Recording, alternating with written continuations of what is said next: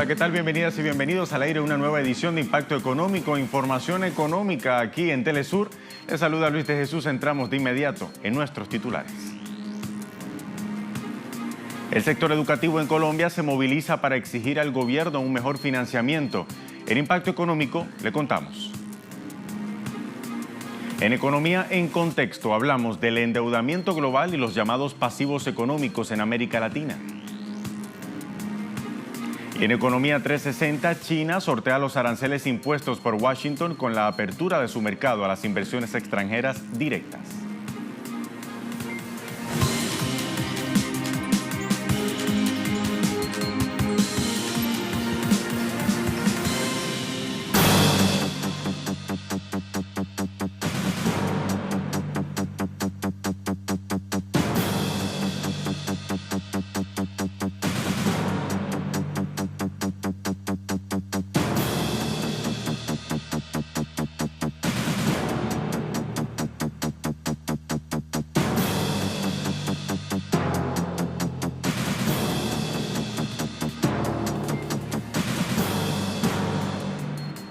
Con estas imágenes de referencia en Colombia, iniciamos Impacto Económico, porque el sector estudiantil de las universidades públicas y también privadas, sindicatos de maestros y organizaciones indígenas salieron a las calles para exigir al gobierno un financiamiento que vaya a ser adecuado al sector.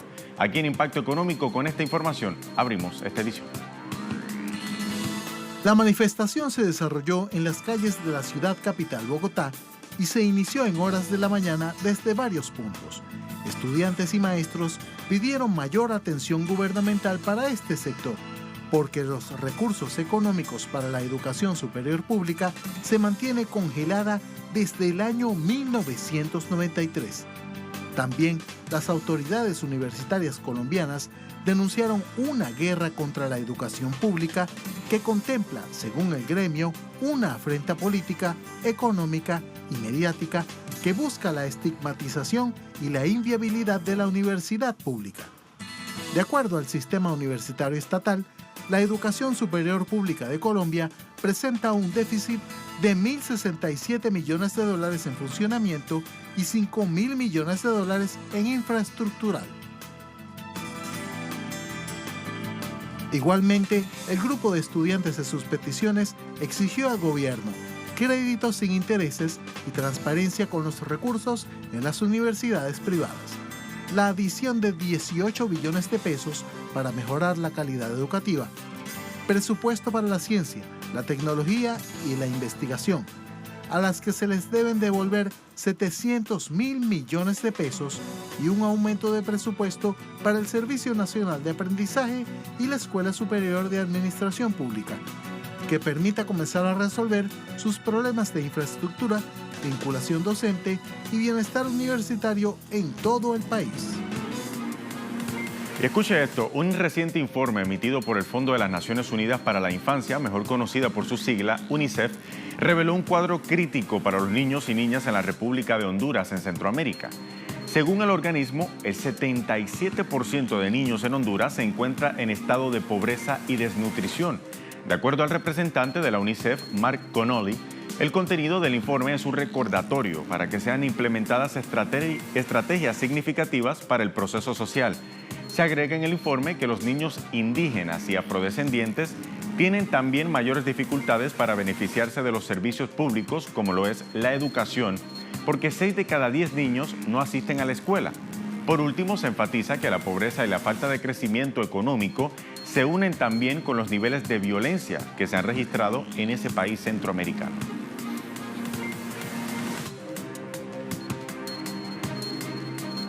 En noticias un poco más positivas en materia económica, el presidente del Estado Plurinacional de Bolivia, Evo Morales, confirmó el pago de bonos extras para la clase trabajadora luego de alcanzar las metas de crecimiento económico para este año.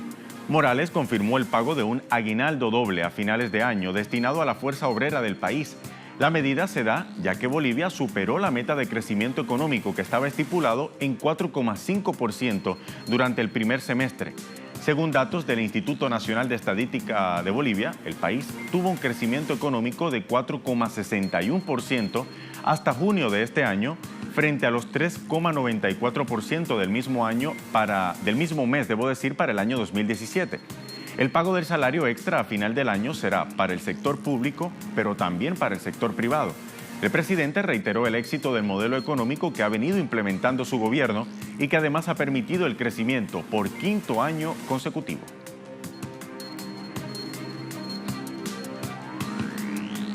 Más de la economía andina, porque el gobierno de Ecuador proyecta la construcción de un ferrocarril costero para impulsar el sector turístico de ese país. El diario ecuatoriano El Telégrafo titula lo siguiente: Tren playero enlazará 32 puntos en la costa ecuatoriana. Ahí lo tienen en pantalla. El presidente de Ecuador, Lenín Moreno, hizo el anuncio oficialmente durante el discurso de conmemoración de la independencia de Guayaquil. El proyecto potenciará el turismo de la costa y transportará a sus pasajeros por 32 puntos a través de localidades como Daule, Nobol, Guayaquil, Pozorja, Playas y Engabao, hasta llegar a Manta, esto es en la provincia del Manabí. El tren tiene el objetivo de promover el arte, la cultura y la gastronomía, también el comercio y la pesca en la nación. Tendrá un recorrido de 400 kilómetros y prevé una inversión cercana a los $1.000 millones.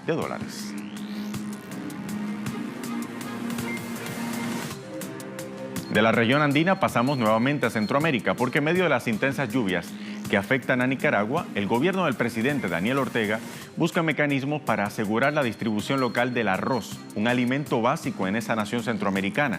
Autoridades del Ministerio Agropecuario informaron que el gobierno nacional se encuentra en capacidad de abastecer el 75% de la demanda local de arroz. Estas proyecciones se hacen basadas en una producción agrícola que puede alcanzar los 5,7 millones de quintales para todo el año 2018. Según datos oficiales, Nicaragua consume anualmente, escucha esta cifra, 7 millones de quintales de arroz. Hasta el año 2017, o sea, el año pasado, el país contaba con más de 69.800 hectáreas de producción de arroz y el gobierno nacional prevé que las áreas de cosecha se eleven a 73.234 hectáreas en 2019. La situación climática adversa ha afectado a cerca de 24.461 personas y ha causado la evacuación de otras 6.665 en toda la nación. Ahora bien, la empresa estatal Petróleos Mexicanos, Pemex, anunció el hallazgo de importantes reservas de crudo en zonas del Golfo. El descubrimiento fue realizado en 6 campos petrolíferos en aguas someras del Golfo de México. Los yacimientos tendrían una capacidad de 865 millones de barriles de petróleo crudo y para su producción se requerirá una inversión de $10.000 millones, al menos hasta el año 2020. En 2 de los 6 campos, conocidos como El Manic y Mulach, se tiene previsto la extracción de petróleo crudo superligero. Este tipo de crudo es un tipo de hidrocarburo de alto valor comercial porque se utiliza para la elaboración de gasolinas. Con dicho hallazgo se buscará detener el declive productivo de la estatal mexicana, que en la actualidad se ubica en poco más de 1,8 millones de barriles diarios.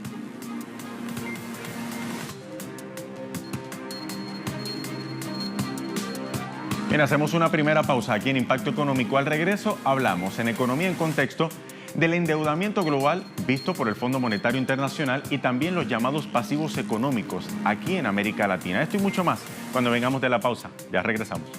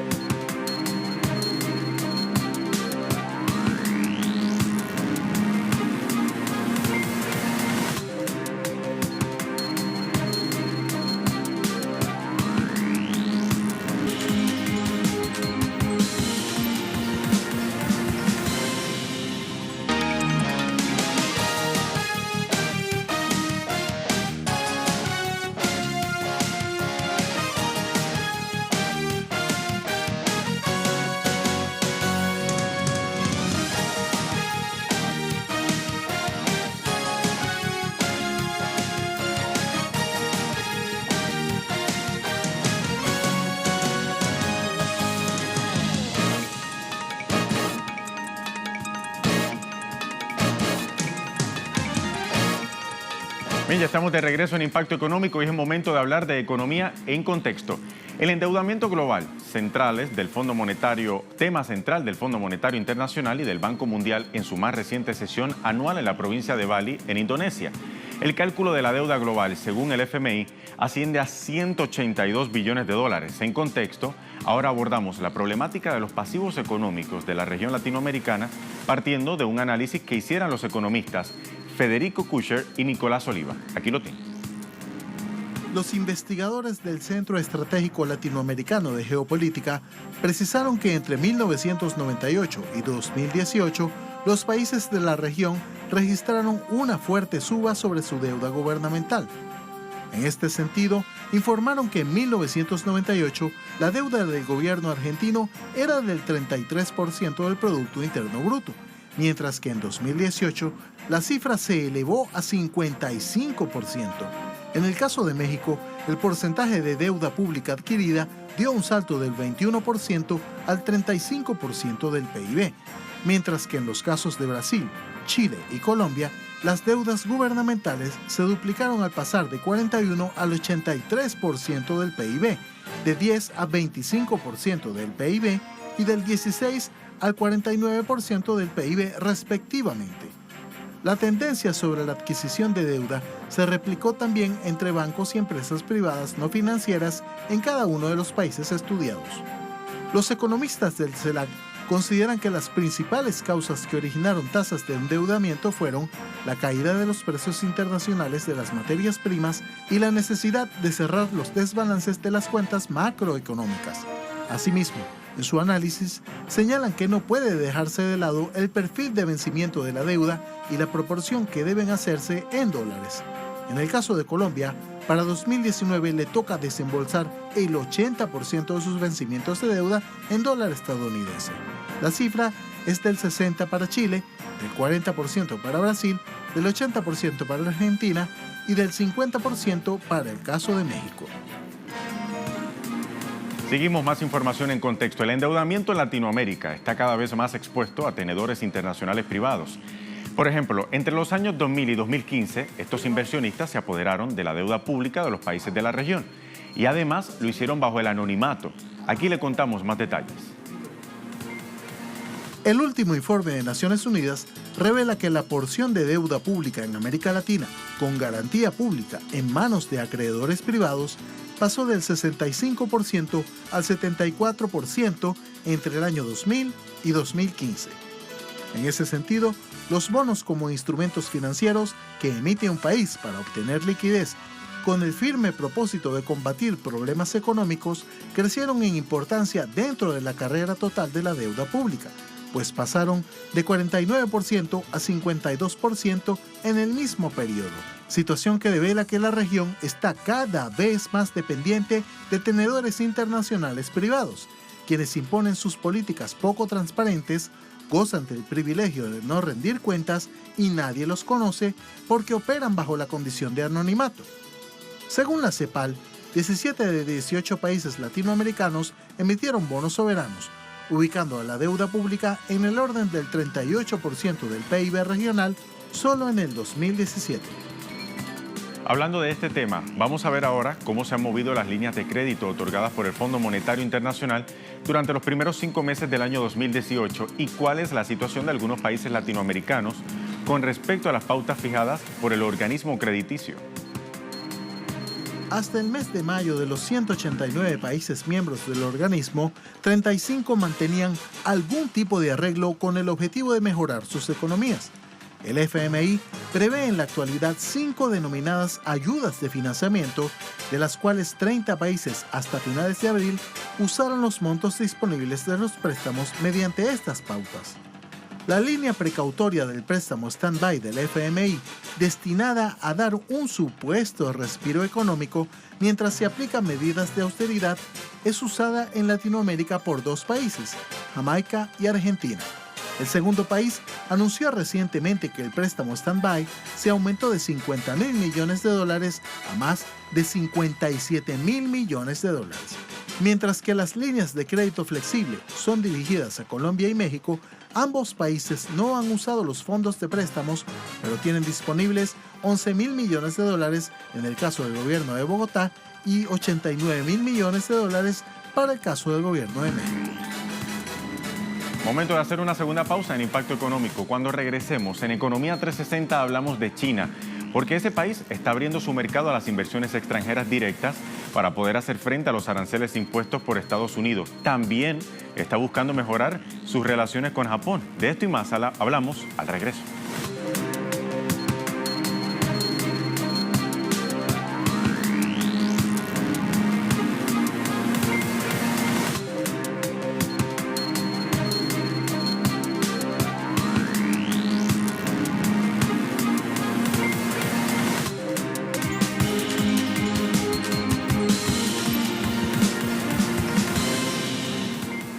Economía 360 al aire. La imposición de aranceles de Estados Unidos, que mantiene Estados Unidos, debo decir, contra China, no ha sido impedimento para que el gigante asiático profundice sus relaciones comerciales. Para ello, Beijing ahora promueve la apertura a las inversiones extranjeras directas. Por ejemplo, ahora el fabricante automovilístico alemán BMW tocó a la puerta de China y planea instalar una fábrica en China. Aquí le contamos. China promoverá un mayor nivel de apertura y continuará siendo un lugar ideal para la inversión extranjera. Así lo manifestó el primer ministro Li Keqiang en Beijing durante su reunión con Harald Krüger, presidente del fabricante alemán BMW Group. Asimismo, Li dijo que en un nuevo proyecto de cooperación entre BMW y China en la ciudad nororiental de Shenyang, será el primero en beneficiarse de la facilidad de los límites de las participaciones extranjeras en empresas conjuntas de automóviles en el gigante asiático. Por su parte, Krüger señaló que China es el mercado más grande para BMW y que la compañía apreciaba la oportunidad de invertir en el país. Agregó que BMW ampliará la cooperación con Beijing y creará una situación mutuamente beneficiosa para todos, ya que ciertos modelos de automóviles del fabricante alemán se venderán en mercados globales, incluido el de China. Las nuevas medidas de apertura que impulsa el gobierno del presidente Xi Jinping son halagadas por directivos del FMI. Durante los últimos 40 años, China y el pueblo chino se han beneficiado enormemente de las reformas y la apertura al mundo. Creo que China continuará de esta manera en el futuro. El proceso no solo brinda enormes beneficios a China, sino que también beneficia enormemente a todo el mundo, ser socios comerciales o en términos de oportunidades de inversión. El primer ministro Li Keqiang señaló que China está satisfecha por las empresas de diferentes países, incluidas las empresas alemanas, para aprovechar la oportunidad y ampliar la inversión en el país y lograr mejor el desarrollo común y los resultados beneficiosos para todos. Asimismo, Li añadió que las nuevas medidas de apertura que impulsa Beijing se están traduciendo en acciones concretas, pues en el futuro dichas medidas serán aún más fuertes y se establecerá un mayor nivel de apertura. Y agregó que China continuará siendo un lugar caliente para la inversión extranjera a largo plazo. Ahora bien, esto no es todo lo que está haciendo China para hacerle frente a los aranceles de Estados Unidos. Precisamente Beijing ahora busca mejorar sus relaciones bilaterales con Japón también. Así lo manifestó el primer ministro chino Li Keqiang. Li hizo las declaraciones al reunirse con representantes japoneses que asistieron a la cuarta reunión de China con líderes empresariales japoneses y oficiales de alto mando en Beijing. Asimismo, acordó que este año se cumple el 40 aniversario de la firma del Tratado de Paz y Amistad entre China y Japón. En ese sentido, Li dijo que la cooperación económica y comercial bilateral no solo es beneficioso para los dos países, sino que también es propicio para el desarrollo de la economía y el comercio mundial, ya que Beijing y Tokio son dos de las principales economías del mundo. El diplomático chino agregó que buscan ampliar la cooperación en áreas como comercio, inversión financiera y monetaria, innovación y alta tecnología, así también como salvaguardar conjuntamente el multilateralismo y el sistema de libre comercio. Hablamos ahora de la inflación de precios al consumidor en Egipto. Para ello revisamos datos de la Agencia Oficial de Estadísticas CAPMAS. En septiembre, la inflación anual de los precios al consumo urbano en Egipto aumentó a 16%. La nación norafricana ha estado impulsando una serie de medidas de austeridad que incluyen recortes de subsidios de combustible, electricidad y aumentos de impuestos para aliviar el déficit presupuestario del país. Sin embargo, estas medidas no han sido suficientes para tapar el hoyo fiscal, ya que el gobierno solicitó un préstamo al Fondo Monetario Internacional por un valor de 12.000 millones de dólares para poder reactivar las reservas de monedas extranjeras en el Banco Central de Egipto. El presidente de Etiopía, Mulatu Teshome, elogió la política de cooperación de Turquía hacia África que ayuda a encontrar oportunidades comerciales mutuas. Estas declaraciones las hizo durante el Foro Económico y Empresarial Turquía-África que sesiona en la ciudad turca de Estambul. El mandatario etíope señaló que el compromiso estratégico de Ankara con los países africanos se adhiere a la estrategia de atraer contratistas extranjeros con miras a reimpulsar el desarrollo. Consideró que el evento llevará las relaciones económicas y políticas existentes al más alto nivel, al tiempo que fomentará las alianzas estratégicas. Turquía es ahora una de las principales fuentes de inversión extranjera directa para Etiopía, con una concentración de sectores. El jefe de Estado etíope señaló que el monto total de las inversiones de las empresas turcas en Etiopía fue alrededor de 2.5 mil millones de dólares, mientras el número de entidades activas llegó a 150 y las oportunidades de empleo creadas son de aproximadamente 30.000. Y China insta a la India a luchar juntas contra el proteccionismo comercial. Al menos así lo titula el portal web Sputnik, que reseña los esfuerzos de Beijing y Nueva Delhi contra las medidas coercitivas de Washington. Beijing y Nueva Delhi deben profundizar la cooperación en la lucha contra el proteccionismo comercial que puede afectar el crecimiento económico de ambos países. Así lo dijo el portavoz de la Embajada China en la India, Ji Ron. Según el diplomático chino, el proteccionismo unilateral que ejercen determinados países en interés de la seguridad nacional y el llamado comercio justo, como por ejemplo Washington, se puede afectar no solo a China, sino también a las tasas de crecimiento económico de la India. Asimismo, Ron señaló que ante las medidas unilaterales y la intimidación china y la India, tienen aún más razones para trabajar juntos en la construcción de un orden internacional más justo y razonable.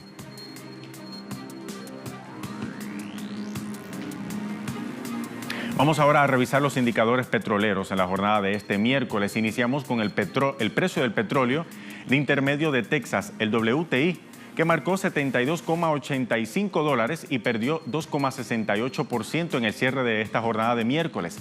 El barril del Brent de referencia en Europa se ubicó en $82,65, esto es aproximadamente 2,73% menos que en la jornada anterior. También revisamos el valor del crudo venezolano, que se ubica en 521,35 yuanes, y al valor de un petro, la criptomoneda creada por el gobierno del país bolivariano.